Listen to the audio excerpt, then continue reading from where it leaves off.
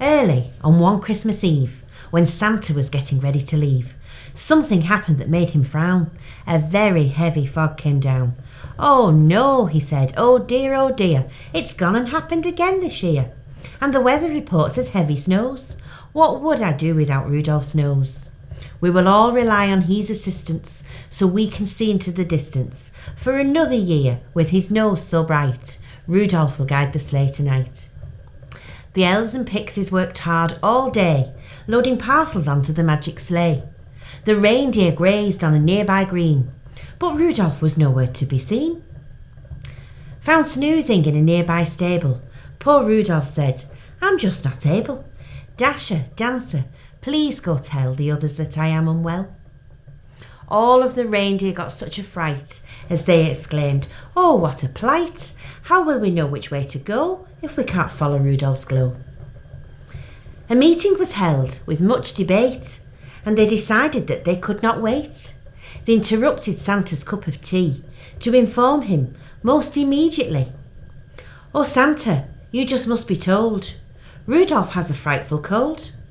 "Oh Santa, I'm afraid it's so. Rudolph, it seems he's lost his glow." "He's lost his glow? I don't believe it.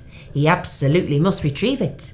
But poor Rudolph could only weakly cough, his red nose blinking on and off. A vet was called for his inspection. He administered the flu injection, but then pronounced, "I do suspect it's far too late to have any effect." "Have you tried a shot of whiskey?" "Oh no," said Santa, "far too risky. You know drink driving's not allowed. He could crash us straight into a cloud." Poor Rudolph said, "I just need to sneeze, but my poor snout has started to freeze. If I could just get my nose to blow, I'm sure that it would start to glow." "Well," said Santa, "I feel bad, and it will make all children really sad. Parents, they will moan and groan, but Christmas, we just must postpone." So Santa rang a TV station to inform them of the situation. He then composed a sad email to communicate the woeful tale. And so there was a world news flash to inform everyone. Santa's sleigh could crash. It's far too dangerous tonight. Santa's sleigh can't fly without a light. The snow was heavy, flakes swirled and twirled as the sad news spread all around the world.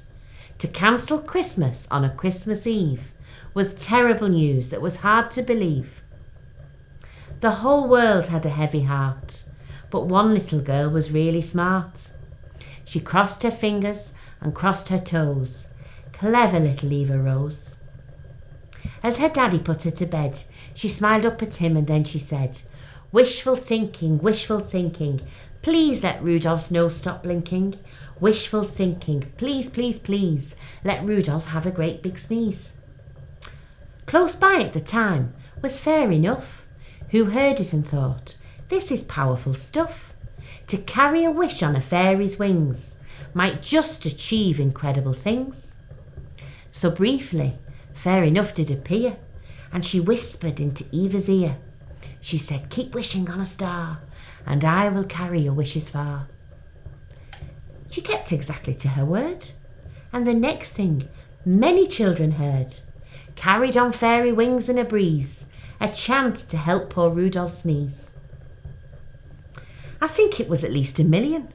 Who knows? It could have been 1 billion.